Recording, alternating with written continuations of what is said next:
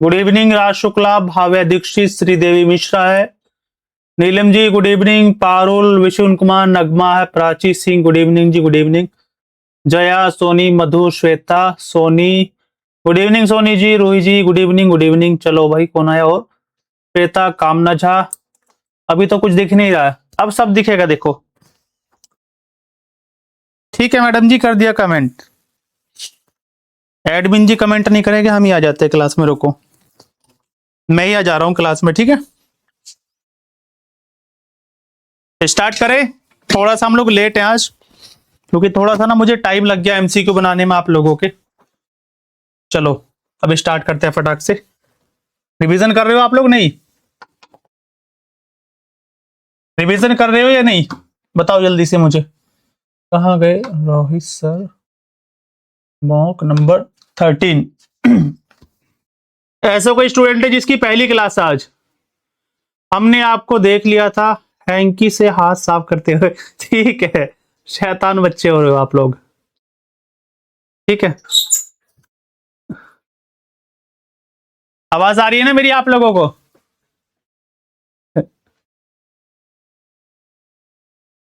हाँ, सबकी पैनी नजर है। चलो पहले मुझे बताओ, रिवीजन करके आए हो या नहीं पिछली क्लास का? जो पिछली क्लास है उसका रिवीजन करके आए हो सारे लोग या नहीं? और मुझे ये भी बताओ कि क्या कोई ऐसा स्टूडेंट है इसकी पहली क्लास आज ये? क्या कोई नया बच्चा इस क्लास में हम लोगों की? मुझे जल्दी से बताओ आप लोग। तब तक मैं गेट बंद कर देता हूं ताकि बाहर से कोई आवाज ना आए आप लोगों को। चलो पानी की बोतल होगी मेरी, ये मत लाना, दूसरी लाना। Good evening Gunjan. चलो ठीक है भाई। चलो फिर पहला क्वेश्चन हम लोगों का, अगर रिवीजन किया था तो अच्छी बात है। चलो भाई पहला क्वेश्चन है, देखो इसका आंसर करो आप लोग। एंशिएंट हिस्ट्री का क्वेश्चन है और मौर्यंस वाला क्वेश्चन है। यहां से आपसे क्वेश्चन ये बन सकता है इस टाइप का क्वेश्चन पेपर में। निम्नलिखित में से अशोक का कौन सा शिलालेख धार्मिक संश्लेषण, मतलब कि कुछ धार्मिक चीजों का उसने वर्णन किया था, समन्वय के लिए जाना जाता है या फिर इसके बारे में बताता है? मुझे आप लोग बता दो फटाफट से कि कौन सा आप लोगों का ऐसा अभिलेख है अशोक का जो धार्मिक संश्लेषण के बारे में बताता है आप लोगों का। ठीक है, रिलीजियस हार्मनी के बारे में बताता है। आंसर कीजिएगा फटाफट से क्वेश्चन नंबर 1 का। कल की क्लास ही पूरी नहीं ले पाई। अब छोड़ो मत कुछ भी चीज, चाहे कुछ और छोड़ दो, जीएस की कोई अदर क्लासेस चल रही है वो छोड़ दो, लेकिन ये प्रैक्टिस सेट आपको रिवीजन जरूर करके जाना है पेपर में। आंसर करो, ऑप्शन नंबर सी आया आंसर। देखो आप सभी को पता है ये जो 13वां शिलालेख है, जो 13वें नंबर का है, इसमें तो आप लोगों का किसका वर्णन है? कलिंग का जो बैटल है, कलिंग का बैटल। कलिंग का जो युद्ध हुआ था ना, कब? 261 बीसी में हुआ था ना कलिंग, ये वाला। और मुझे बताना एक धम्म महामात्र नाम के अधिकारी की नियुक्ति थी। धम्म महामात्र, ऐसा कुछ है वर्णन, कौन से अभिलेख में है वो? आंसर हो जाएगा 12वां शिलालेख, ऑप्शन नंबर सी। और 13वें वाला भी मोस्ट इंपोर्टेंट आप लोगों के लिए, 13वें नंबर का भी मोस्ट इंपोर्टेंट आप लोगों के लिए। कोई मुझे बताओ जल्दी से, धम्म महामात्र की नियुक्ति अशोक के कौन से शिलालेख में है? ऑप्शन नंबर सी हो जाएगा राइट आंसर। अभी किसने आंसर किया है सर? 5वां किसने लिखा था अभी? भाव्या दीक्षित। यही क्लास का रिवीजन करना है। देखो कामना जी, बात यह है कि मैं ये नहीं बोल रहा कि खाली इसी क्लास का रिवीजन करो, ये लास्ट टाइम का रिवीजन है, इसलिए मैं बोल रहा हूं कि इसी का रिवीजन करो। इससे पहले मैं उम्मीद करता हूं कि जितने बच्चे इस क्लास में मौजूद हैं वो कम से कम 1 से 2 बार अपने सिलेबस को पढ़ चुके हैं और अच्छे से रिवीजन भी कर चुके हैं। इंपॉर्टेंट कौन कौन सा है? देखो एक तो आप लोगों का 12वां है, एक 13 नंबर है, एक 5वां, ये 5वें नंबर का है। 5वें नंबर का ये पीसीएस में पूछा जा चुका है, शायद 2024 का यूपी पीसीएस था, उस पर पूछा गया। और अशोक के टाइम पर कौन सी हुई थी संगीति आप लोगों का? अशोक के टाइम पर तीसरी बुद्धिस्ट काउंसिल हुई थी। कहां पर हुई थी मुझे बताओ जल्दी से? पाटलिपुत्र में। पहली राजगिरा, दूसरी वैशाली, तीसरा पाटलिपुत्र और चौथा आप लोगों का कश्मीर का कुंडलवन कनिष्क के शासनकाल में। इस क्वेश्चन का आंसर करेंगे आप लोग जल्दी से। मौर्य काल में एग्रोनोमई, मौर्य पीरियड के दौरान एग्रोनोमई अधिकारी निम्नलिखित में से किस क्षेत्र से संबंधित थे? In the Mauryans period the officer called agronomy was associated with which of the following functions. Answer कर दो जल्दी से, मुझे आंसर कर दो जल्दी से, ये क्वेश्चन बनेगा। भूमिका जी गुड इवनिंग, गुड इवनिंग। चलो पाटलिपुत्र, हाँ मधु आपका आंसर ठीक है। देखो इसका आंसर करो, तब तक मैं लिख देता हूं। एक होता था सीता, मौर्य पीरियड में एक होता था सीता। सीता क्या होता था? जो गवर्नमेंट की लैंड है, ठीक है, जो गवर्नमेंट की लैंड है, इससे जितनी इनकम होती थी उसको बोलते थे सीता इनकम। इससे जितनी इनकम होती थी ना, जो सरकारी जो जमीन होती थी ना, सरकारी जमीन से जितनी इनकम होती थी उसको बोलते थे सीता। और अब मुझे बता दो मौर्य काल में लैंड रिवेन्यू को क्या बोला जाता था? मौर्य काल में भू राजस्व को किस नाम से जानते थे? ये मुझे आप लोग बता दो, इंपॉर्टेंट क्वेश्चन आप लोगों के लिए। ऑप्शन नंबर सी इसका राइट आंसर आया बिल्कुल आप लोगों का। देखो मार्ग निर्माण, रोड कंस्ट्रक्शन। अगर आप लोगों में से किसी बच्चे ने, कोई ऐसा जिसने मुझसे पहले एंशिएंट हिस्ट्री पढ़ी हुई है, कोई ऐसा स्टूडेंट है मुझे बताओ जिसने मुझसे एंशिएंट हिस्ट्री पढ़ी हुई है, जिसमें 55 क्लास आपको कराई थी मैंने। 55 क्लास हुई थी एंशिएंट हिस्ट्री की उस पहले बैच में हमारे, 55 क्लास। इनको पढ़ के आप लोग पीसेस भी दे सकते हैं। ये जो 55 क्लास थी उसको पढ़ के पीसेस का एग्जाम भी दे देना तो भी सफिशियंट है। ऑप्शन नंबर सी हो जाएगा। कोई बताएगा मुझे? देखो सीता क्या होता था? सीता होता था जो गवर्नमेंट की जमीन है ना, उससे जो इनकम आ रही है वो। एक होता था भाग, जिसको बोलते थे, इंग्लिश में पार्ट मत लिख देना, भाग ही लिखा जाएगा ऐसे, ठीक है। हर्षिता अगर क्लास में है, हर्षिता जी, तो भाग ही लिखा जाएगा या फिर ए जी लगा देना, भाग। ये होता था लैंड रिवेन्यू, लैंड रिवेन्यू, भू राजस्व। ये होता था भू राजस्व मौर्यंस के टाइम पर। ये क्वेश्चन इंपोर्टेंट है, कभी सोचो ऐसे कैसे लिख दिए। ये सीता भी इंपोर्टेंट है, ये भाग भी इंपोर्टेंट है। लैंड रिवेन्यू भाग, और जो गवर्नमेंट की जमीन होती थी उससे जो इनकम होगी उसको बोला जाता था सीता, ठीक है। शायद एक दो बच्चा हो सकता है, अच्छा कोई नहीं आप में से। चलो फिर वो मुझे लग रहा है कि वो पुराने बच्चे हैं, वो रिवीजन में लगे होंगे इस टाइम। चलिए, दिल्ली में कुतुब मीनार दुनिया का सबसे ऊंचा ईंट का बना हुआ मीनार है, सभी को पता है। निम्नलिखित में से किस राजा ने इसके निर्माण में योगदान नहीं दिया? कुतुब मीनार के निर्माण में योगदान किसने नहीं दिया? The Qutub Minar in Delhi is the tallest brick of minar, ये क्या लिखा? minaret in the world, which of the following rulers did not contribute to its construction? सभी को पता है। देखो इसने बनवाई शुरुआत में, कुतुबुद्दीन ऐबक ने। ये बीच में मर गया। गुड इवनिंग जी, दो बच्चों ने गुड इवनिंग बोला, उनके कमेंट ऊपर चले गए, ठीक है। चलो मैं नाम ले लेता हूं। गुड इवनिंग, एक तो मुझे दिखाई दिया प्रियंका का नाम। Good evening Priyanka. रूबी जी गुड इवनिंग। रचना कुमारी, सर आप एंशिएंट हिस्ट्री आप पढ़ाइए, अच्छा ठीक है। चलो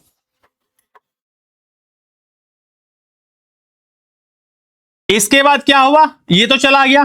फिर 3 मंजिल किसने बनवाई? इल्तुतमिश ने। और एमबीटी के टाइम पे इस पे क्या गिर गई थी? बिजली गिर गई थी ना। तो उसके बाद में फिरोज शाह तुगलक। अलाउद्दीन खिलजी इस क्वेश्चन का राइट आंसर हो जाएगा, है ना।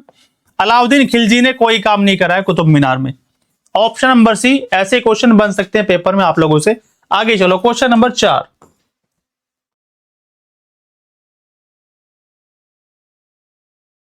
भक्ति आंदोलन को उत्तर भारत में लाने का श्रेय निम्नलिखित में से किसे दिया जाता है? उत्तर भारत में भक्ति आंदोलन कौन लेकर आया?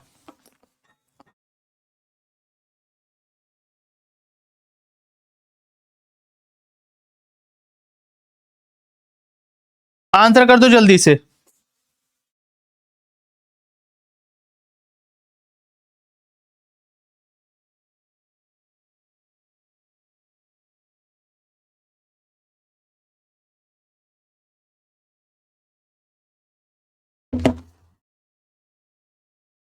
ऑप्शन नंबर ए है रामानुज। देखो रामानुज नहीं होगा।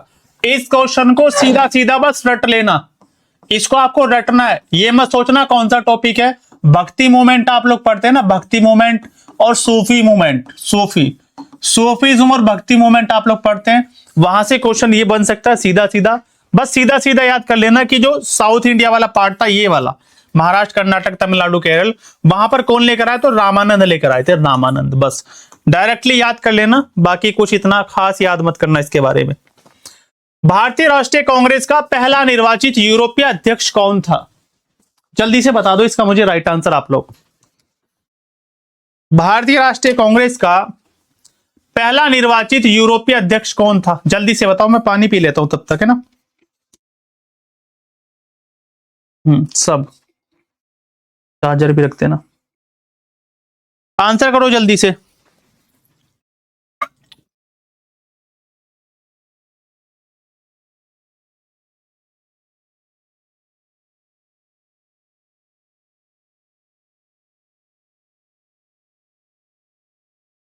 मैं उम्मीद करता हूं कि सारे बच्चे इसका आंसर ठीक करेंगे ना। देखो, ए ओ ह्यूम, ये तो संस्थापक थे, फाउंडर थे कांग्रेस के, है ना। ये तो संस्थापक थे। कब? 28 दिसंबर 1885 को गोकुल दास तेजपाल संस्कृत कॉलेज, पहले अध्यक्ष डब्ल्यू.सी. बनर्जी। रोजा खुलने का टाइम नहीं हुआ। अच्छा अच्छा, चलो। जॉर्ज यूले, आप लोगों का बिल्कुल राइट आंसर है। रूही ने बोला बी, मधु का बी है, सोनी का। जितने बच्चे बोले ना कि सर जी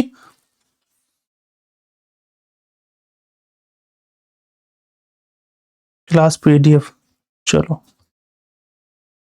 पहले European George Yule. First Muslim कौन थे?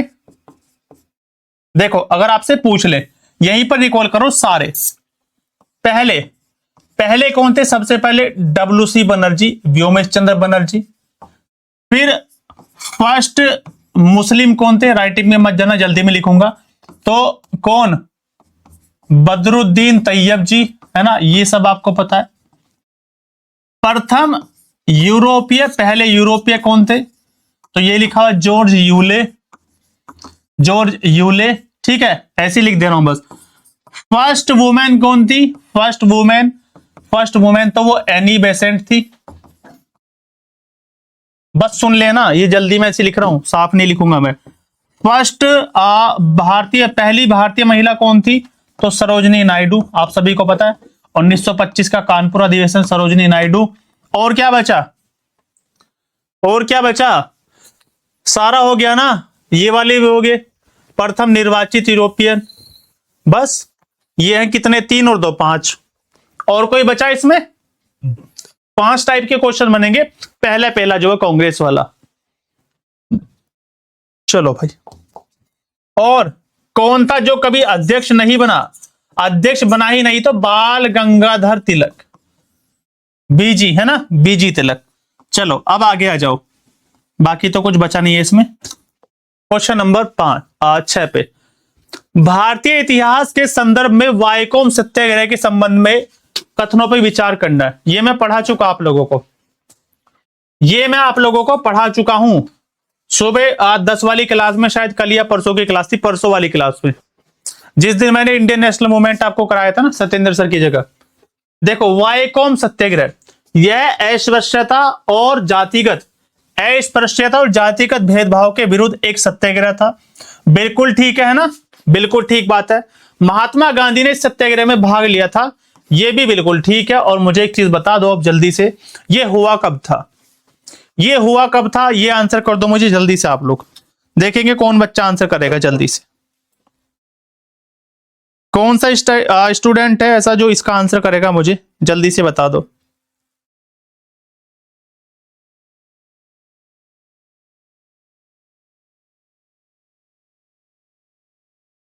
हुआ कब था मुझे ये बताओ पहले तो, जल्दी से।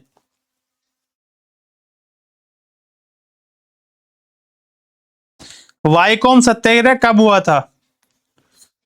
आंसर तो हो जाएगा 1 और 2, बिल्कुल ठीक है। क्योंकि ये जो था ना, ये मंदिरों में एंट्री को लेकर था ना। मंदिरों में जो एंट्री नहीं मिल रही थी निचली जाति के लोगों को, मंदिरों में एंट्री बंद थी। मैंने आपको बताया था वाई कॉम मतलब वाई यू आर कमिंग, मतलब आप लोग क्यों आए हो मंदिर में जब एंट्री बंद है। वाई कम, वाई कॉम कब आया था? केरल, बट शायद गांधी जी ने भाग नहीं लिया था। अच्छा, गांधी जी थे।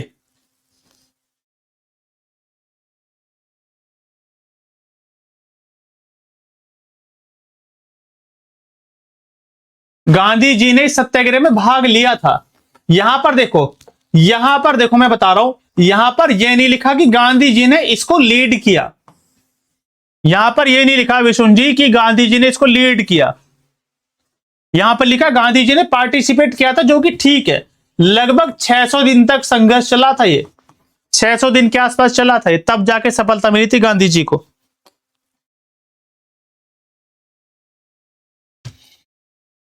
देखो मैंने आपको बताया इसमें, एक तो टी के माधवन बताया होगा, माधवन, और सबसे इंपॉर्टेंट था के लप्पन, के लप्पन नाम के 2 आदमी थे, इन्होंने चलाया था, है ना। कब चलाया था? क्या 1924 में चलाया था? क्या बताना मुझे एक बार, क्या ये 1924 में चलाया था? बताइए रूही जी। एक मिनट रुको, पेन मेरा नीचे गिर गया। कौन सा? ठीक है,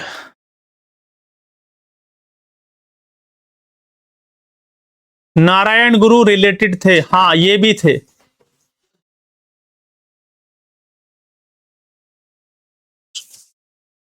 चलो आगे चले, अगले क्वेश्चन पर आ जाओ जल्दी से, इसको यहीं पे छोड़ते हैं।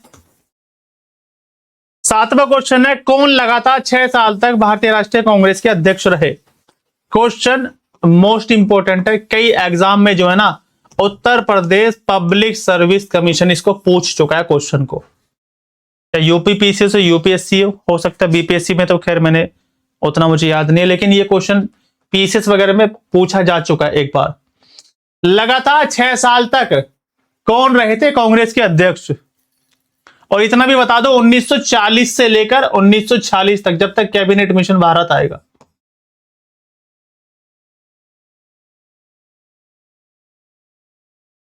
आंसर डी नहीं होगा बच्चों, ऑप्शन अबुल कलाम आजाद बिल्कुल ठीक है।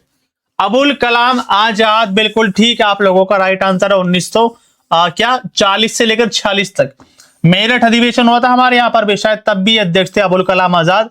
इनका आपको पता है 1929 का लाहौर अधिवेशन, पूर्ण स्वराज्य की मांग रखी। ये गांधी जी के राजनीतिक गुरु थे, पॉलिटिकल कौन थे? ये पॉलिटिकल गुरु थे गांधी जी के। दादा भाई नौरोजी क्या बना इन्होंने? रहनुमाई मजद यासन सभा, रहनुमाई मजद यासन सभा, रहनुमाई मजद यासन सभा, ये पारसियों के, पारसी लोगों के लिए थी। पारसी सुधार आंदोलन थे, पारसी रिफॉर्म मूवमेंट, पारसी सुधार आंदोलन, ठीक है, ऐसे लिख दे रहा हूं जल्दी जल्दी, आंदोलन। रहनुमाई मजद यासन सभा, Dadabhai Naoroji, the grand old man of India, इनको बोला जाता है, ठीक है। ये आपको नाम याद रखना है इनका, बाकी सारी चीजें इंपॉर्टेंट है। चलो अब एक चीज इंपॉर्टेंट है आप लोगों के लिए, अगला जो क्वेश्चन है ना लास्ट, मुझे ऐसा लगता है कि यूपी एपी में हो सकता है ये क्वेश्चन सेम टू सेम आ जाए। इंडियन नेशनल मूवमेंट का एक मोस्ट इंपॉर्टेंट क्वेश्चन, हाँ जी, गुलामगिरी, अरे गुलामगिरी वो उनकी क्या बोलते हैं, सत्यशोधक समाज जिन्होंने बनाया, ज्योतिबा फूले की पुस्तक है गुलामगिरी, इनकी पुस्तक नहीं है वो। 3 बार अध्यक्ष बने दादा भाई नौरोजी, हाँ ये भी ठीक है, रोही ने सही बोला है। ये भी याद कर लेना कि कौन कितनी बार, सबसे ज्यादा बार कौन बना है, ये भी आपको याद रखना, वो सारी चीजें इंपॉर्टेंट है। रोही का आंसर बिल्कुल ठीक है यहाँ पर। गुलामगिरी वो दादा, वो है आप लोगों के सत्यशोधक समाज वाले। 1926 में गठित नौजवान सभा का प्रारंभिक मेंबर कौन नहीं था? कौन नहीं था इसका मेंबर जब ये नौजवान सभा बनाई गई?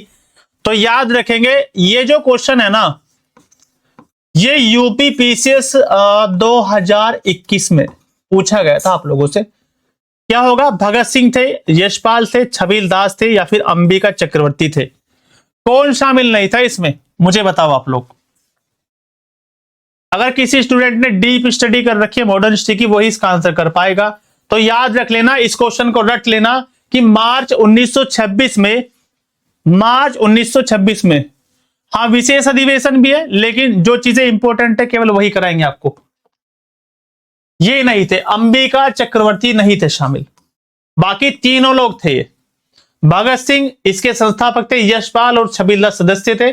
1926 में बनाई क्या? नौजवान सभा। पूछ लेगा आप लोगों से लिख के कि क्रिप्स मिशन, कैबिनेट मिशन, नौजवान सभा, और आप लोगों का क्या कुछ भी लिख देगा अगस्त प्रपोजल। इस टाइप के क्वेश्चन। क्वेश्चन नंबर 9,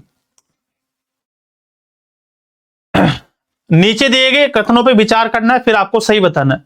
भारत के प्रथम मुख्य निर्वाचन आयुक्त सुकुमार सेन थे क्या? बिल्कुल ठीक है। भारत की पहली महिला मुख्य निर्वाचन आयुक्त कौन थी? वो थी रमा देवी। तो क्या ये बिल्कुल ठीक है दोनों स्टेटमेंट? आप लोग मुझे बताओ, दोनों स्टेटमेंट ठीक है क्या? रोहित, इस चीज को छोड़ो, मुझे लगता है कि वो मेल है, जहां तक मुझे लगता है, इतना मैंने चेक नहीं किया फैक्ट, लेकिन हाँ मुझे लगता है कि वो मेल है। देखो पार्ट नंबर 15, आर्टिकल 324 से लेकर 329 तक, ये आप लोगों का इलेक्शन कमीशन होता है। और काम क्या करता है आप सभी को पता है, जो आपके चुनाव चिन्ह होते हैं उनको बांटता है, आचार संहिता लगाता है, वोटर लिस्ट आपकी जारी करता है, वो सारी चीजें, और चुनाव कराता है राष्ट्रपति, उपराष्ट्रपति, और जो भी आपके संसद के चुनाव होते हैं वो चुनाव कराता है। और अभी मुख्य चुनाव आयुक्त कौन है हम लोगों के? ज्ञानेश कुमार। ये क्वेश्चन यूपी के पेपर में आ चुका है 1 फरवरी को, मेंस वाले में। ज्ञानेश कुमार, भारत के वर्तमान मुख्य चुनाव आयुक्त ज्ञानेश कुमार। दोनों स्टेटमेंट ठीक है, 1 और 2 दोनों ठीक है। ऑप्शन नंबर सी हो जाएगा राइट आंसर। चलो आगे चलो, चलिए। वित्त आयोग के अध्यक्ष और सदस्यों की योग्यताओं का निर्धारण भारत का राष्ट्रपति करता है, ठीक है। इसका रीजन क्या दिया उन्होंने?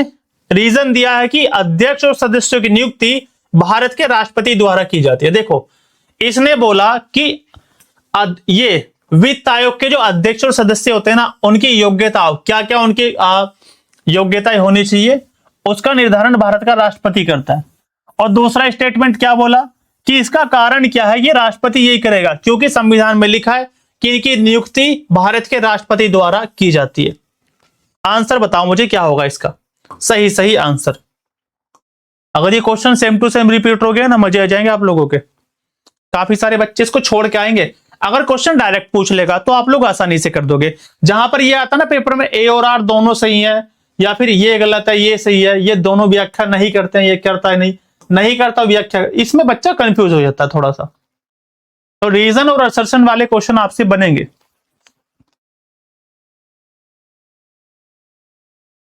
देखो पहली बात तो दूसरा स्टेटमेंट बिल्कुल ठीक है, राष्ट्रपति इनकी नियुक्ति करता है, ठीक है। रोही ये आपको याद करना है, पारुल, विशुन, कामना झा, सोनी, खुशबू त्यागी।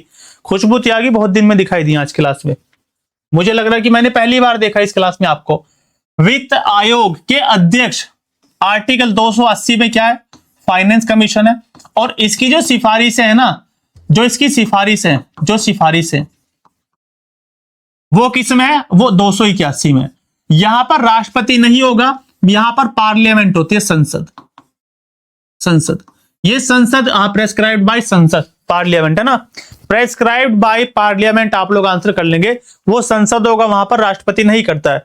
280 में वित्त आयोग आप लोगों का, 281 में इसकी रिकमेंडेशन है। इसका क्या हो जाएगा? हाँ कल भी क्लास हुई थी, लेकिन 5 बजे से हुई थी शबनम जी। सिफारिश है 281 में, और आर्टिकल 275 यहीं पे लिख लेना। केंद्र सरकार जो राज्यों को ग्रांट देती है, राज्यों को दिया जाने वाला अनुदान, राज्यों को जो केंद्र सरकार से अनुदान मिलता है, जो ग्रांट मिलता है, अनुदान, ठीक है, ये इंपॉर्टेंट है आप लोगों के लिए। और यहीं पर लिख लेना 279A, ये जीएसटी काउंसिल होती है, जीएसटी काउंसिल, जीएसटी काउंसिल होती है 279 का ए, जिसका चेयरमैन कौन होता है आप लोगों का? Finance minister. समझ में आई चीजें आप लोगों को? फाइनेंस मिनिस्टर होता है 279 का है जीएसटी काउंसिल, इसको आप लोगों को जरूर याद रखना है। चलो आगे चले अगले क्वेश्चन की तरफ। नेक्स्ट क्वेश्चन आप लोगों का क्वेश्चन नंबर 11, इको मार्क प्रतीक निम्न में से किससे संबंधित है? इकोनॉमिक्स का क्वेश्चन है, एग्रीकल्चर वाले चैप्टर से रिलेटेड है। इको मार्क,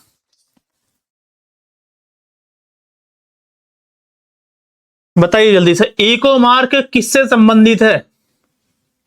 सर्वोच्च गुणवत्ता की सामग्री से, पर्यावरण के लिए सुरक्षित सामग्री से, या एक्सपोर्ट गुड जो निर्यात सामग्री, या फिर आयात सामग्री जो इंपोर्टेड माल होता है बाहर से आने वाला। D is the right answer. Parul ने बोला सर जी डी होगा।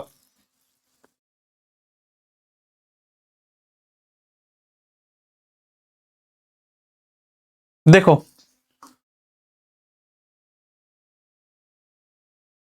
कोई सही आंसर करो। एक आंसर आया एनवायरमेंट, पारुल का, ऑप्शन नंबर बी। ठीक है जी, बिल्कुल ठीक है आपका। पर्यावरण के लिए सुरक्षित सामग्री से, बिल्कुल ठीक है। देखो मान लो मैंने कोई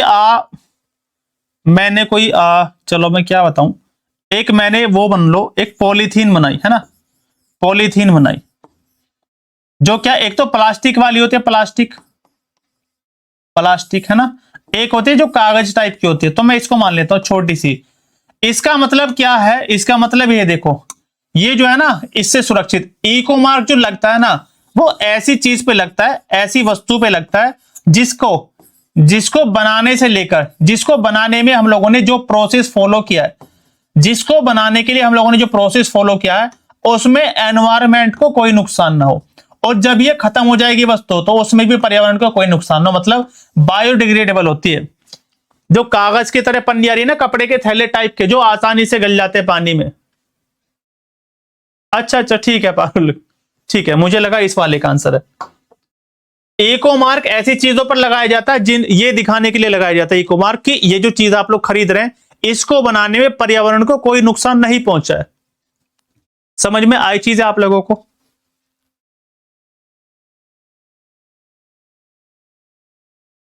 चलो क्वेश्चन नंबर 12, ये क्वेश्चन इंपॉर्टेंट है और इसका मुझे आप लोग बताओगे। पहले पहले तो मुझे ये बता दो आयुष्मान भारत योजना चलाई कब थी। ये हालांकि करंट अफेयर का क्वेश्चन आप लोग मान सकते हैं इसको, लेकिन मैं इकोनॉमिक्स के पॉइंट ऑफ व्यू से यहां पर लेकर आया इस क्वेश्चन को। तो आयुष्मान भारत योजना आप सभी को पता है, मुफ्त इलाज, मुफ्त इलाज, फ्री इलाज की सुविधा देती है भारत सरकार इसमें, ठीक है, मुफ्त इलाज। और ये आई कब थी पहले मुझे बताओ कोई बच्चा, आप में से कोई बताओ तब मैं क्वेश्चन को पढ़ूंगा। आयुष्मान भारत योजना कब आई, आंसर कर दो जल्दी से। 2017, 17 नहीं मुझे 18 लग रहा है, अप्रैल के आसपास शायद। कोई बच्चा और बताओ।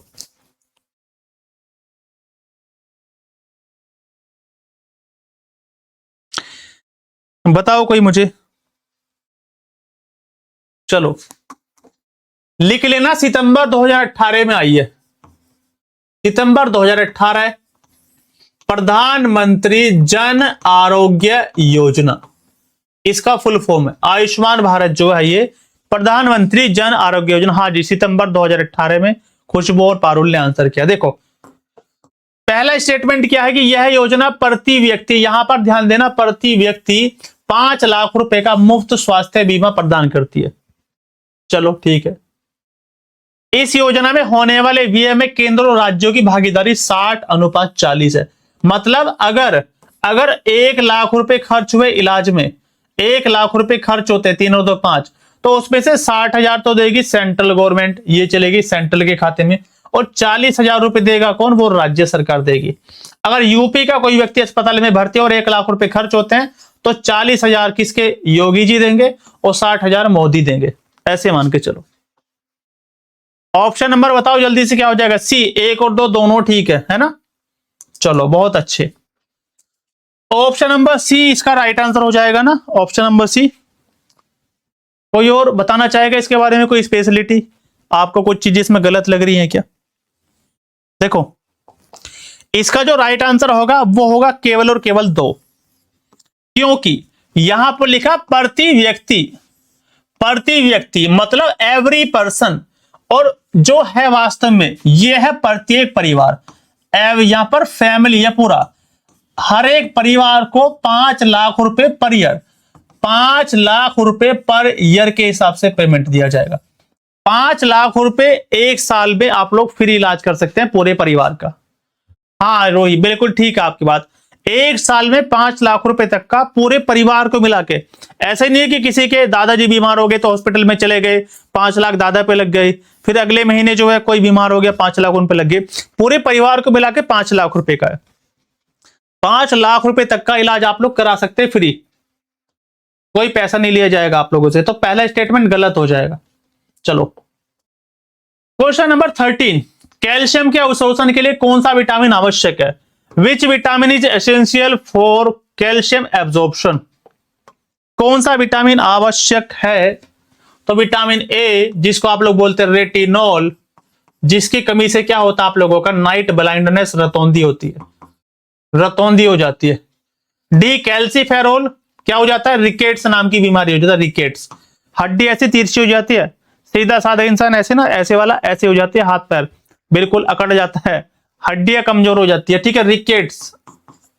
के में क्या है, ब्लड क्लोटिंग नहीं होती, मतलब खून का थक्का नहीं जमता, रक्त का जो थक्का जमता है ना, एक काम करना, यहां से जाके ना एक आलपिन लेके सुई चुबा के देखना अपने हाथ से, थोड़ी देर में खून निकलना बंद हो जाएगा, पपड़ी टाइप की जम जाएगी, पपड़ी टाइप की जम जाएगी, वो होता ब्लड क्लोटिंग।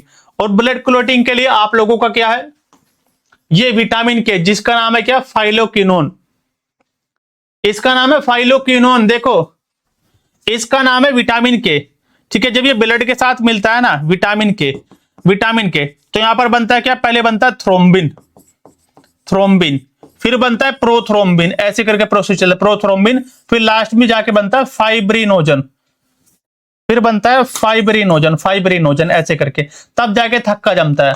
और एक चीज याद रख लेना, जो घाव भरने में सहायता करता है, घाव भरने में, अगर किसी को चोट लग गई और घाव भरने जल्दी भरना, तो विटामिन सी उसको खिलाओ ज्यादा से ज्यादा, विटामिन सी, विटामिन सी घाव भरने में मदद करता है, विटामिन सी घाव भरने में मदद करता है, नई सेल डेवलपमेंट।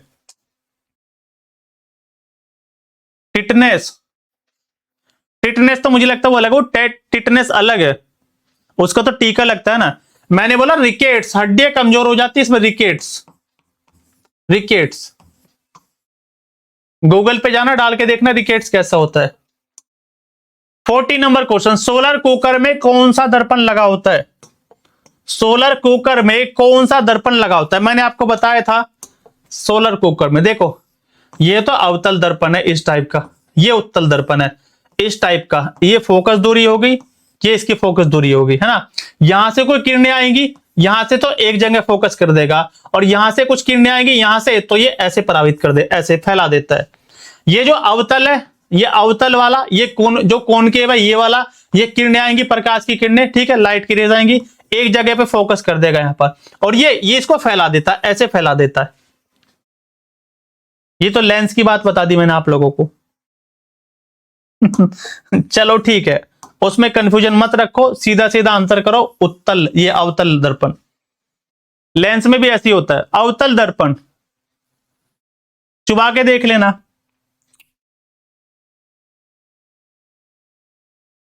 मैं पिटा हूं एक बार ऐसी हरकत पे, चुबाने वाली हमारी दादी ने मार दिया था, बताऊंगा क्या हुआ था। अवतल दर्पण, देखो सोलर कुकर का क्या मतलब है, ये सोलर कुकर है, मैंने मान लिया, देखो ये यहां पर, चलो मैं बना ही देता हूं, है ना, ये यहां पे एक ऐसे मान लेता हूं, ये सोलर कुकर हो गया, है ना, ये वाला, इसकी तली थोड़ी ऐसी हो गई, ये इसका ढक्कन हम लोगों ने एक गोल सा ढक्कन मैं ऐसे बना देता हूं, चलो इसके किनारे पे ऐसे गोल सा ढक्कन लगा हुआ है, यहां पर एक मिरर लगा है, अवतल दर्पण, अवतल दर्पण, है ना, अवतल दर्पण, ठीक है, कॉनकेव मिरर, यहां पे हमारे सूरज मामा हो गए, ठीक है। यहां से जब ये चाचा हमारे यहां से, ये तो सोता हुआ बन गया चलो जागते हुए बनाने पड़ेंगे ऐसे करके, चलो यहां से जब इसकी किरणें आएंगी ना, यहां से इस पे टकराएंगी, इस मिरर पे, तो रिफ्लेक्ट होकर ना इसके अंदर जाएंगी, ऐसे इसके अंदर जाएंगी, इसके अंदर, यहां से जाके रिफ्लेक्ट हो जाएंगी, और यहां पे जो पानी भरा होगा ना, वो एक जगह फोकस करेगा, तो ये उबलना शुरू हो जाएगा, और इसके अंदर जो चावल है वो उबलने शुरू हो जाएगा, तो जल्दी बन जाएगा खाना, ऐसे होता है। क्लास किस टाइम तक चलती है, मुझे लग रहा है कि 6, 6:30 तक जाएगी, 6:30 तक जाएगी ये क्लास आपकी, है ना। एक गलती से अपने हेयर में सेंटर फ्रेश अच्छा, ऐसी हरकतें नहीं किया करो बच्चों वाली, सेंटर फ्रेश तो खैर वो तो पुरानी बात हो गई, ज्यादा आगे चलो। देखो एक चीज समझो यहां पर आप लोग, एक चीज समझ के जाना, देखो यही से, ये उत्तल दर्पण है, ये अवतल दर्पण है, और ये समतल दर्पण है। एक एक गाड़ी में यहां पे बना देता हूं, चलो अगर मुझसे बनेगी तो ही मैं बनाऊंगा ठीक से। ये मैंने एक गाड़ी बना दिया ना, और इसको मैं कैसे कर देता हूं, इसकी ये छत होगी आपकी, ऐसे करके होती है ना पूरी गाड़ी, ऐसे करके, चलो ये इसके पहिए हो गए है ना, ये इसके पहिए हो गए और ये इसका पीछे वाला हिस्सा हो गया, ऐसे करके चलो, ठीक है। और ये बन गया यहां से, ठीक है। ये गाड़ी है ना, उतनी अच्छी ड्राइंग नहीं है, ये गाड़ी होगी आप लोगों की। अब एक चीज सुनो, एक चीज सुन के जाना। देखो, एक तो यहां पर जो साइड में मिरर लगा होता है, साइड में, ताकि ये देखो यहां नहीं लगा होता, यहां पे जो होता है आप लोगों का, सुन के जाना सारी बात और हंसना बंद करो। अब ये यहां पर जो ड्राइवर का जो ये स्टीयरिंग होता है ना, इसके बराबर में जो शीशा लगा होता है, जिसमें हम लोगों को पीछे का दिखाई देता है, जिसमें हम लोगों को पहले कमेंट करके बताओ, वॉइस वगैरह समझ में आ रही चीजें, तभी मैं आगे बढ़ूंगा। यहां से क्वेश्चन बनेगा पेपर में, कभी सोचो ये क्या ड्राइंग टाइप की बना दी। ये जो गाड़ी है हमारी, इसमें साइड में जो मिरर लगा होता है, अगर पीछे से इतना बड़ा ट्रक आ रहा है, गाड़ी के पीछे चल रहा बड़ा सा ट्रक, इस बड़े सी ट्रक को इतना सा करके दिखा देगा इस वाले मिरर में, ठीक है। बहुत बड़ा ट्रक आ रहा हमारी गाड़ी से भी 10 गुना बड़ा, तो इस छोटे से मिरर में इतना सा दिखेगा हम लोगों को, ट्रक के पीछे ट्रक आ रहा है। तो ये होता है आप लोगों का यहां पे उत्तल दर्पण। यहां पर लगा जो साइड मिरर होता है ना, वो होता है उत्तल दर्पण। उत्तल दर्पण मतलब का जो कॉन्वेक्स मिरर, ये होता है उत्तल दर्पण। अब गाड़ी की जो हेडलाइट होती है, हेडलाइट, अगर हम इसमें उत्तल दर्पण लगा देंगे तो ये तो फैला देगा, ऐसे फैला देगा, सामने का कुछ नहीं दिखेगा हम लोगों को। तो ये क्या होता है, सामने लगा होता है ये वाला, सामने लगा होता है अवतल दर्पण, अवतल, ताकि जो इसके अंदर लाइट लगी है, लाइट वो सामने एक जगह पर फोकस करे, एक जगह पर फोकस करे, ऐसे नहीं कि फैलना शुरू कर दे। दो हो गया, ये अवतल हो गया। अवतल को क्या बोलेंगे, concave lens, sorry concave mirror. यहां पर उत्तल लगा है, कॉन्वेक्स लगा है, यहां पर कॉनकेव लगा है, ताकि लाइट एक जगह फोकस करे।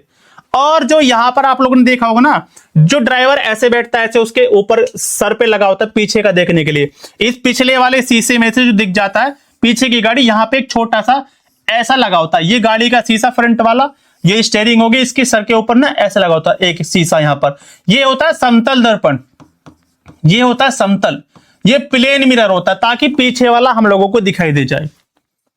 समझ में आया, समझ में आया चीजें। साइड मिरर जो होता है वो उत्तल दर्पण होता है आप लोगों का, कॉन्वेक्स मिरर। सामने हेडलाइट में जो होता है गाड़ी की, वो होता है कॉनकेव मिरर। और जो यहां पर लगा होता है ड्राइवर के सर के ऊपर, दोनों गद्दियों के बीच में सीट के, वो होता है प्लेन मिरर, ठीक है। इसमें तभी तो एम्बुलेंस पे जो एम्बुलेंस लिखा था, उल्टा लिखते हैं हम लोग, उल्टा उल्टा लिखा होता है एम्बुलेंस पे, ताकि प्लेन मिरर में पीछे से एम्बुलेंस दिख जाए, अपना फेस, हाँ वो भी प्लेन होता है, उसके पीछे कोटिंग होती है ना। चलो क्वेश्चन नंबर 15, अम्ल वर्षा के लिए मुख्यतः कौन सी गैस जिम्मेदार है। एसिड रेन के लिए, अम्ल वर्षा के लिए मुख्यतः कौन सी गैस जिम्मेदार है, ये क्वेश्चन आप लोगों से पूछा गया है। Which gas is responsible for acid rain, mainly, मुख्यतः।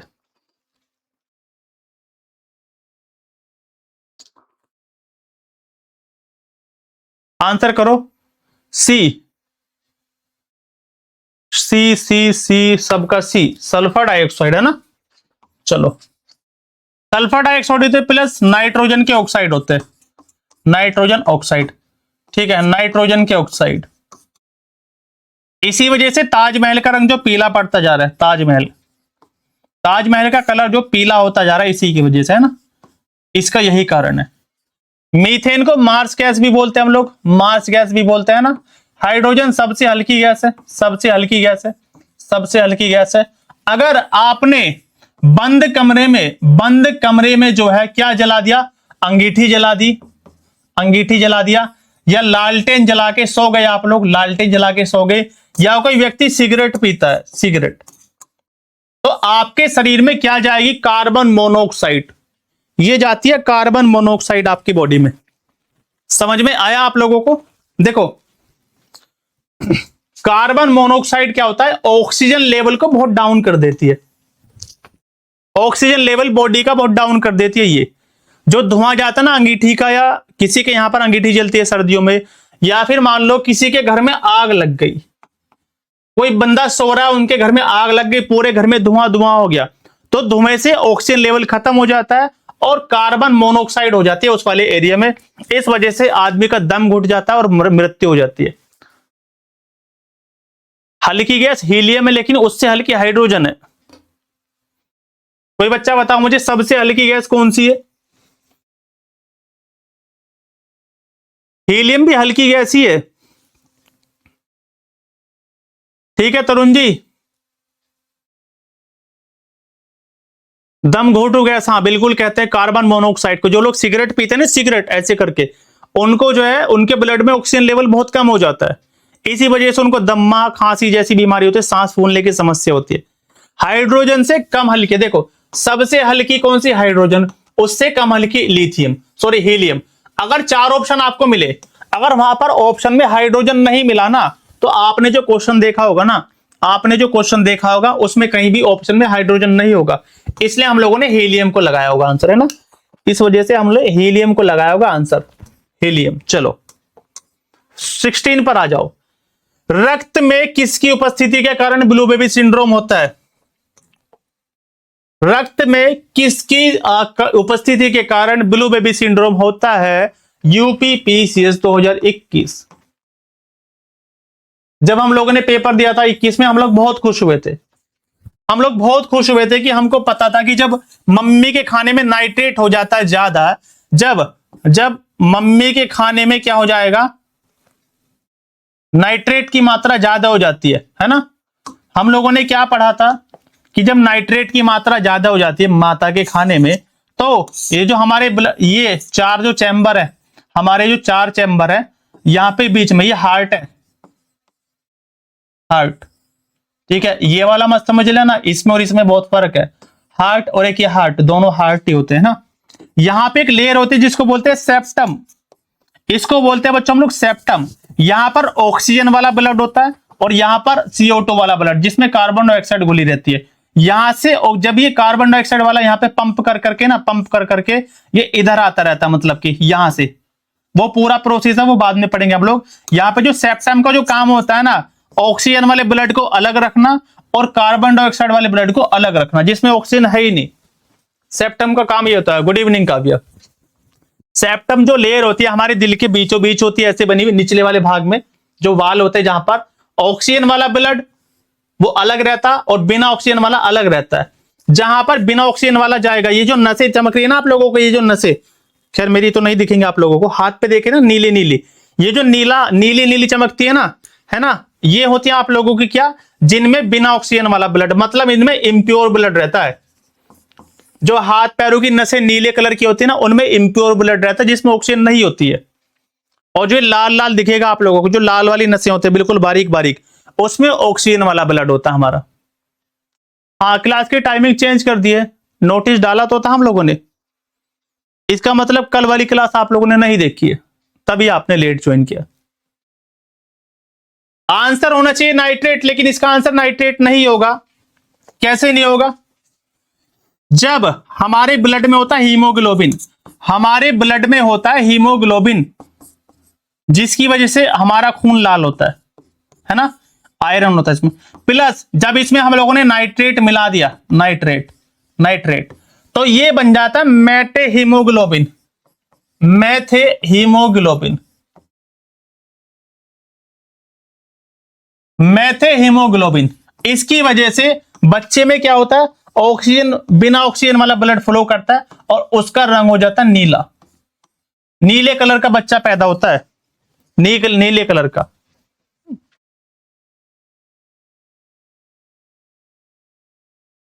पल्मोनरी वेन और आर्टरी, इन दोनों में भी फर्क है, वो आप लोग को राकेश सर ने पढ़ाया होगा ना सारी चीजें।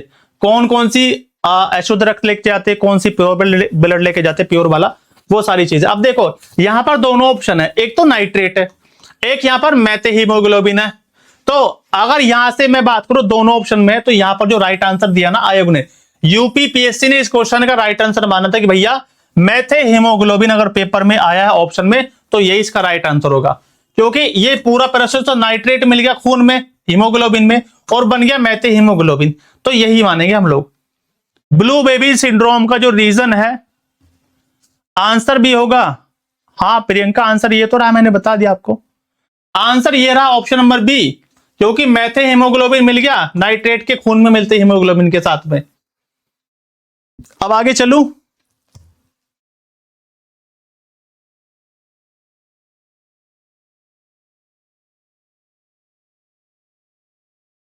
आगे चलो क्या अगले क्वेश्चन की तरफ।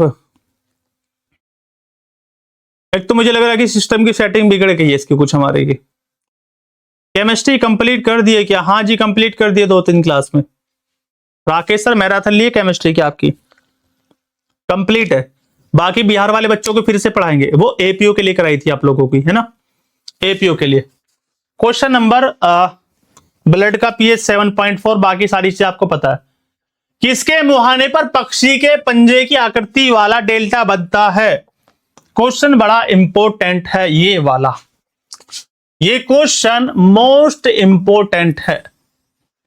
देखो हुआंग हो तो ये चाइना की रिवर है, चाइना की। एक यांगसी भी होती है इसके साथ में, यांगसी, यांग ऐसे नहीं लिखा जाएगा, ऐसे लिखा जाएगा जो यांगसी, ऐसे यांगसी आधा तौर से।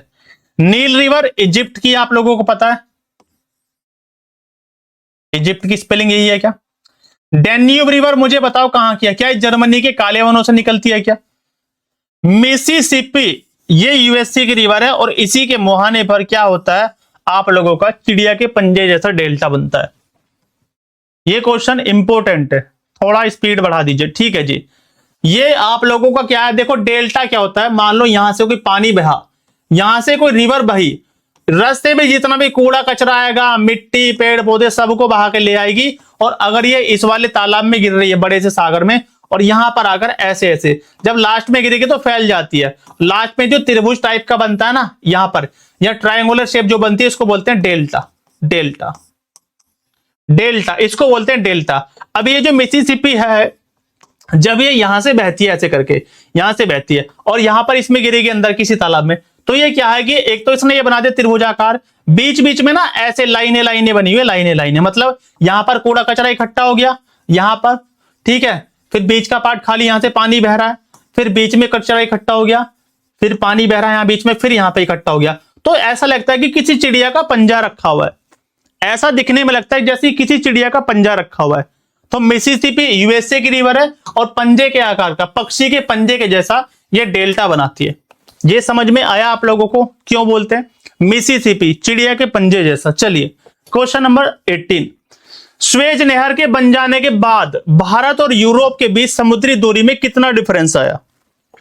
स्वेज कैनाल के बनने के बाद में, ये क्वेश्चन यूपीपीएससी में पूछा हुआ क्वेश्चन है, यूपीपीएससी पूछ चुका आप लोगों से इस क्वेश्चन को, इंपॉर्टेंट क्वेश्चन है, कभी सोचो कि कैसे कैसे क्वेश्चन है, आंसर करो। देखो स्वेज कैनाल 7000 किलोमीटर की दूरी कम हो जाती है, 7000 किलोमीटर की। मैप की जरूरत है क्या, बताओ मुझे, मैप की जरूरत है? चलो मैप नहीं खोलता हूं, यहीं पे बता दे रहा हूं, मैप को नहीं खोलते हैं, यहीं पे बता देता हूं। ये है आप लोगों का क्या, मेडिटेरियन सी, मेडिटेरियन सी मतलब भूमध्य सागर।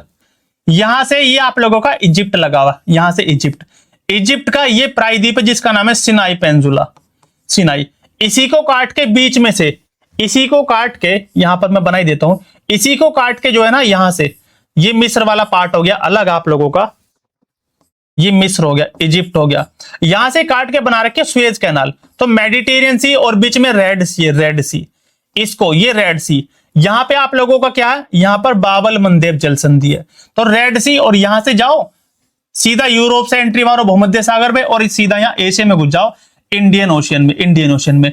अब अगर हम लोगों को इधर से आना, ऊपर जो यूरोप है, यूरोप वाला पार्ट, यूरोप के लिए हम लोग क्या पार करेंगे पहले, यहां पे नीचे मोरक्को है, ऊपर स्पेन है, यहां पे पड़ती है कौन सी, जिब्राल्टर वाटर स्टेट, जिब्राल्टर को पार करके तब अफ्रीका के, साउथ अफ्रीका के नीचे से हम लोगों को आना पड़ेगा, यहां पर हम लोगों को जिब्राल्टर से होते हुए यहां पर तब जाके इंडियन ओशन में आएंगे, बंगाल की खाड़ी वाले पार्ट में, ठीक है। अच्छा ठीक है, रुको 1 मिनट, इच्छा जागी आप लोगों की मैप की कि मैप खोल दूं मैं, तो मैं मैप को खोल ही दे रहा हूं, है ना, एमपीएडीपीओ मैप हमारा। चलो लास्ट टाइम में आपको लग सकता है कि इतना टाइम वेस्ट क्यों चल रहा है हम लोगों का, है ना, 1-1 1.5 घंटे की क्लास चल रही है।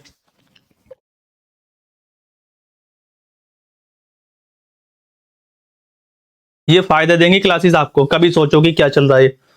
एक बार मैं, हाँ जी मैप ही खोल रहे हैं,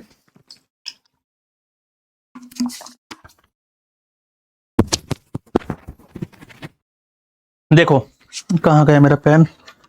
देखो यहां पर देखो, ये वाला हिस्सा, ये वाला हिस्सा आप लोगों का यहां पर है जिब्राल्टर।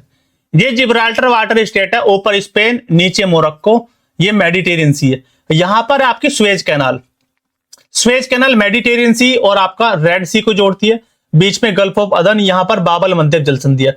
अब एक तो तरीका यह है कि हम लोग जिब्राल्टर को पार करें और ऐसे नीचे नीचे नीचे अफ्रीका के नीचे से निकलते हुए तब जाकर हम लोग यहां पर इंडिया में व्यापार करने आ सकते हैं, या फिर इधर जा सकते हैं हम लोग, इधर इस वाले हिस्से में, एशिया वाले पार्ट में हम लोग घुसे यहां से, ठीक है। और एक तरीका यह है, मिस्र ने इसको काट के बना दी स्वेज कैनाल, ये स्वेज कैनाल बना दी यहां पर। यहां से सीधा मान लो हम लोगों को कहां से आना है, फ्रांस से आना, तो फ्रांस से इधर से थोड़ी घूम के आएंगे, इतना फ्रांस वाले अपनी नाव यहां पर उतारेंगे, यहां से स्वेज कैनाल में रेड सी से होते सीधा यहां पर इंडिया में। तो 7,000 किलोमीटर की दूरी को बचाया इसने।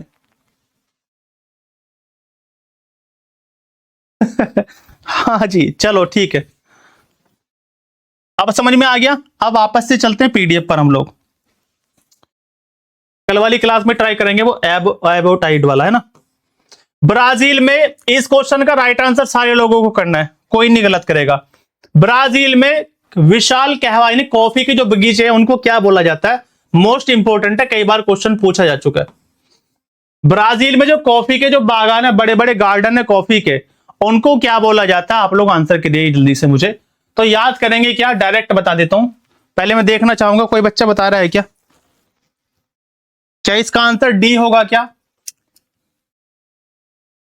हाँ, कामना का आंसर है डी सर जी, फेजेंडा। मोस्ट इंपोर्टेंट है, फेजेंडा बोला जाता है। चलो, ब्राजील की कैपिटल ब्राजीलिया और एकमात्र ऐसा देश जिससे 2 रेखाएं गुजरती हैं। देखो, एक तरफ तो इंडस्ट्री है, एक तरफ यहां पर लोकेशन है। इस क्वेश्चन को मोस्ट इंपोर्टेंट कर लेना। अगर सीधा सीधा ना आए ना मैचिंग वाला, तो सीधा क्वेश्चन बनेगा आपसे यहां पे, यहां से सीधा क्वेश्चन बनेगा। आंसर कर दो, क्या हो जाएगा? देखो, कागज पेपर इंडस्ट्री कहां पर है? ओंटारियो। मैंने दिखाया था ना ओंटारियो, जब ग्रेट लेक्स आपको दिखाया था, ओंटारियो वहां पर दिखाया था। बिल्कुल ठीक है, ओंटारियो फेमस है पेपर के लिए। केमिकल इंडस्ट्री के लिए टेक्सास अमेरिका का शहर है, बिल्कुल फेमस है। मोटर गाड़ी के लिए, मोटर गाड़ी के लिए क्या है? ये मोटर गाड़ी के लिए नगोया, ये जापान का, ये भी फेमस है। लेकिन जो आप लोगों का डेट्रॉइट है ना, डेट्रॉइट, मुझे बताओ कोई, ये किस लिए फेमस है? बताओ जल्दी से मुझे आप लोग। डेट्रॉइट शहर किस उद्योग के लिए प्रसिद्ध है? जल्दी से बताओ। आंसर हो जाएगा ऑप्शन नंबर बी, ये वाला। कोई बताओ मुझे, डेट्रॉइट किस लिए फेमस है? अमेरिका का शहर है डेट्रॉइट, यूएस से। और ऑटोमोबाइल के लिए फेमस है, ऑटोमोबाइल, ऑटोमोबाइल इंडस्ट्री। और ये जो लिखा है ना सूती वस्त्र, जो सूती वस्त्र, आंसर तो आप लोगों ने कर दिया, मुझे पता, आप तो कॉपी पेस्ट ही चलेगा। सूती वस्त्र के लिए फेमस है मैनचेस्टर, मैनचेस्टर, मैनचेस्टर सूती वस्त्रों के लिए फेमस है। कॉटन टेक्सटाइल के लिए मैनचेस्टर, ये यूके का शहर है, ब्रिटेन का। तो याद कर लेना, डेट्रॉइट आपका अमेरिका का ऑटोमोबाइल इंडस्ट्री, ये आपसे पूछा जाएगा पेपर में, बहुत ज्यादा बार पूछा गया। नगोया सूती वस्त्रों के लिए कौन सा? मैनचेस्टर। अब समझ में आया भारत का मैनचेस्टर किसको बोला जाता है? भारत का मैनचेस्टर, भारत का मैनचेस्टर किसको बोला जाता है? तो अहमदाबाद, आप सभी को पता है अहमदाबाद। क्यों? क्योंकि यहां पर सूती वस्त्रों का काम बहुत ज्यादा होता है गुजरात में, अहमदाबाद में। कॉटन टेक्सटाइल इंडस्ट्री बहुत ज्यादा यहां पर की फेमस है, अहमदाबाद। तो मैनचेस्टर भारत का, मतलब मैनचेस्टर नाम की जगह यूके में, जो सूती कपड़ों के लिए फेमस है। इसीलिए हम लोगों ने सोचा कि जैसे मैनचेस्टर यूके का है, नगोया जापान में है, नगोया मोटर गाड़ी के लिए,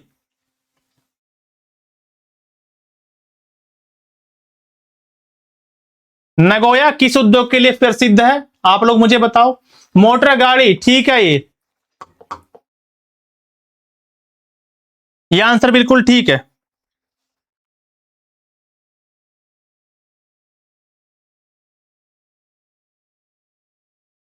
आप लोग ऐसा मत सोचो कि इसमें क्या लिखवा दिया सर ने, ये ऑटोमोबाइल लिख लो चाहे मोटर गाड़ी लिख लो, दोनों एक ही बात है आप लोगों के लिए।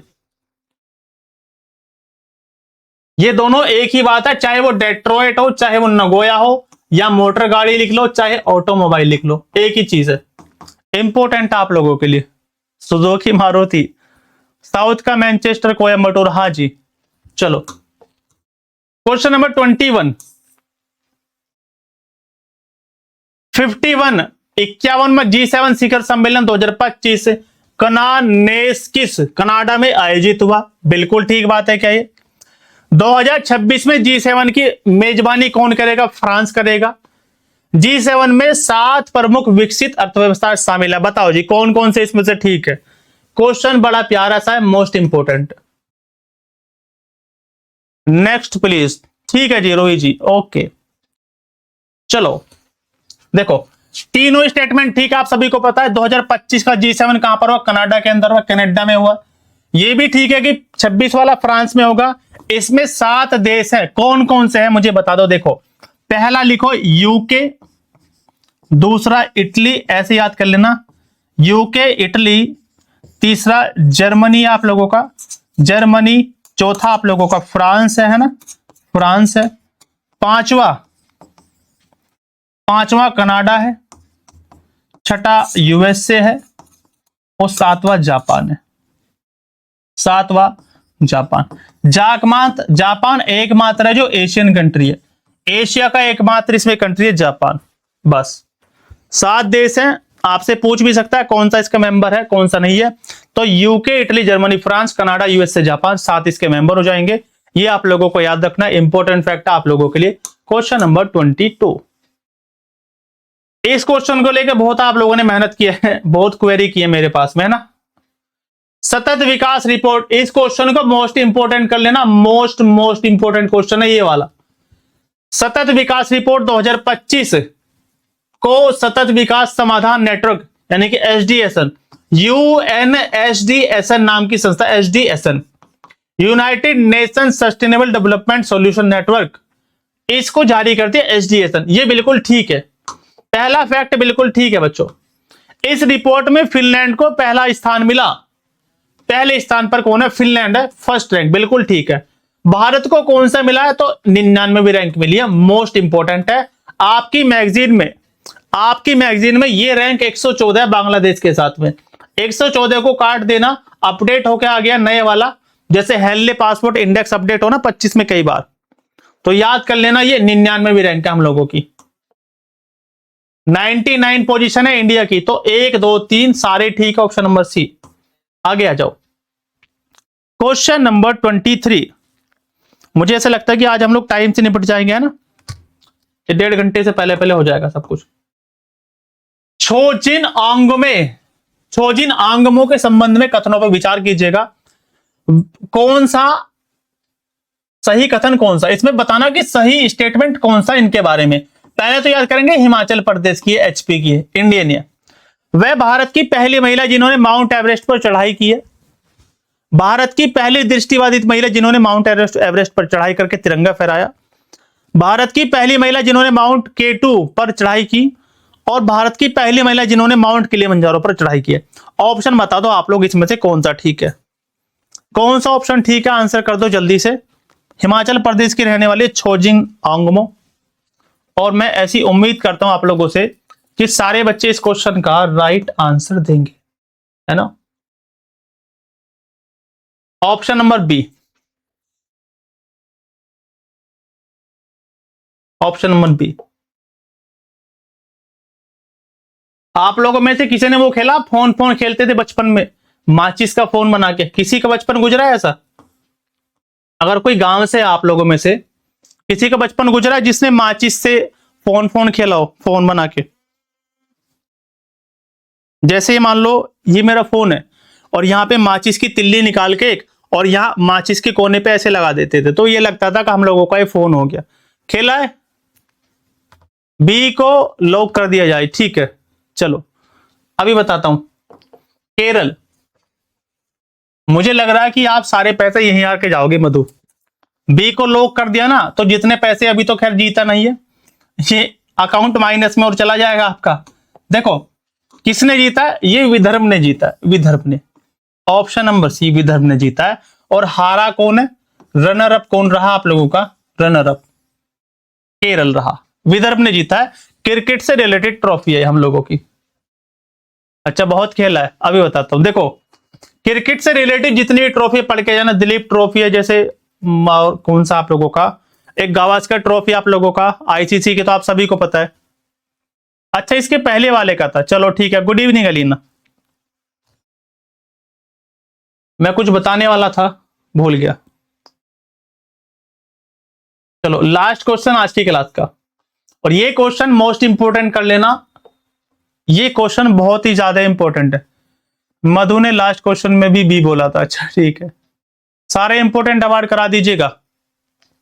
रिमी जी, अभी अगर मुझे कल टाइम मिला तो यूट्यूब पर एक वीडियो आएगी।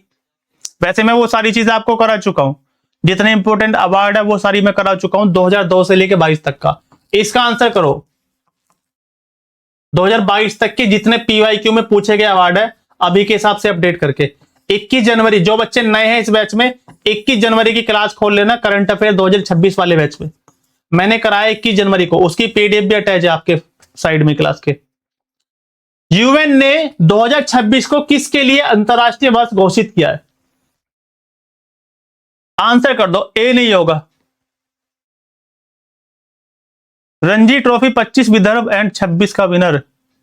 अच्छा ठीक है, देखो ये जरूरी नहीं है कि 26 का ही पूछ ले, 25 का भी पूछ लेता आप लोगों से, 25 का भी पूछ सकता है। रेजलैंड और पशुपालक, रेजलैंड मतलब क्या होता है?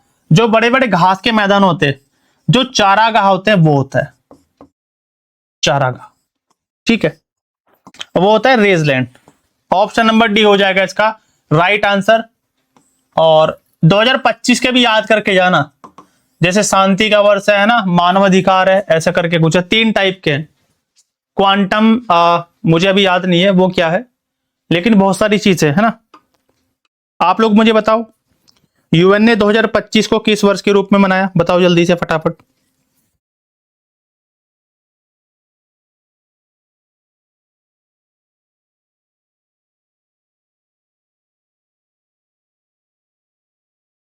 एक तो वो था आप लोगों का डिफेंस रिफॉर्म करके रक्षा सुधार है, एक सहकारिता वर्ष है, और एक ग्लेशियर वाला है ना, हिमनद से संबंधित भी है 25 में, 3-4 है इसके। एक पीस भी है, ग्लोबल पीस करके कोई ऐसा ऑप्शन आपको मिलेगा पेपर में, जो 2025 में सेलिब्रेट किया। 25 का आंसर ऑप्शन नंबर सी होगा कामना, 25 का answer option number C, option number C, ठीक है। चलो फिर कल मिलेंगे आप लोगों से। आज के सेशन को इतना ही रखते हैं हम लोग, छोटा ही सेशन था हम लोगों का। 1 मिनट में देख लेता हूं कितनी क्लास होगी। अरे वाह,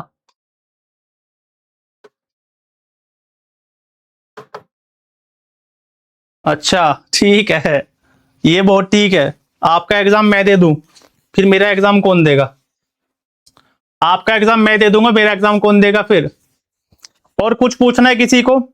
देखो हालांकि टाइम की कमी है, और एक चीज वैसे मुझे बोलना नहीं चाहिए आप लोगों को, वैसे आप लोग समझदार हैं, ठीक है।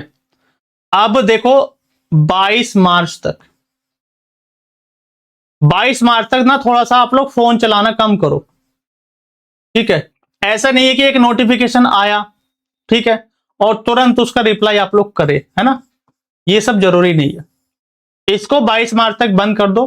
22 मार्च के बाद में बहुत सारी चीजें जो मन करे करो, लेकिन 22 मार्च तक फोन अपना साइड में रख दो, ठीक है।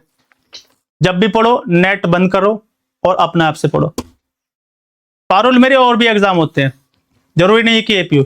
एग्रीकल्चर ईयर भी तो 26 हुआ है ना, पूरा याद नहीं है। रिमीव फैक्ट चेक कर लेना आप।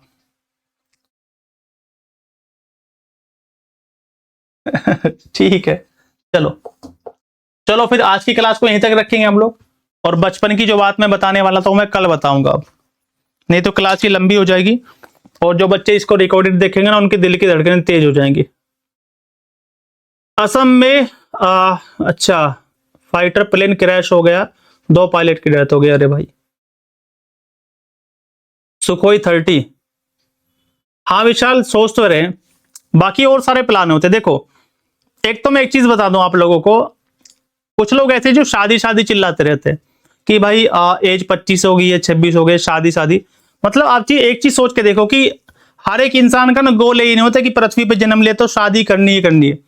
जब मन करेगा तब करेंगे शादी, उसमें क्या चीज है। बहुत सारे रिश्तेदार घर वाले पड़े रहते पीछे कि हाँ चलो ठीक है, पहले अपना गोल सेट करो, उस गोल को अचीव कर लो, फिर बहुत सारी चीजें होती है। आपके पीछे भी पड़े होंगे कुछ घर वाले आपके कि चलो शादी कर देते हैं, पेपर तो ये देती रहेगी ना, जब तक मम्मी के घर हो तब तक पढ़ लो, सामने से जब शादी हो जाएगी ना, बहुत सारे प्रोमिस होते हैं फिर शादी से पहले कि मैं ये करूंगा, पढ़ाऊंगा तुमको, बहुत सारी चीजें, साथ में पेपर देंगे, फिर कुछ नहीं हो पाता, बाद में बदल जाते हैं बदलने वाले लोग। चलो फिर ठीक है, कल मिलेंगे हम लोग, 6:24 हो रही है, तो मैं भी चलता हूं, है ना, कल आना सब लोग।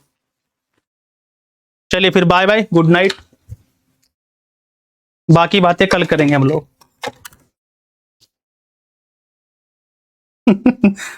ऐसा नहीं बोला मैंने शादी नहीं करनी है, शादी करो भाई, सारी चीजें दुनिया में सब कुछ करना चाहिए। ठीक है, चलो bye bye, good night, okay, thank you so much everyone, पढ़ो अच्छे से।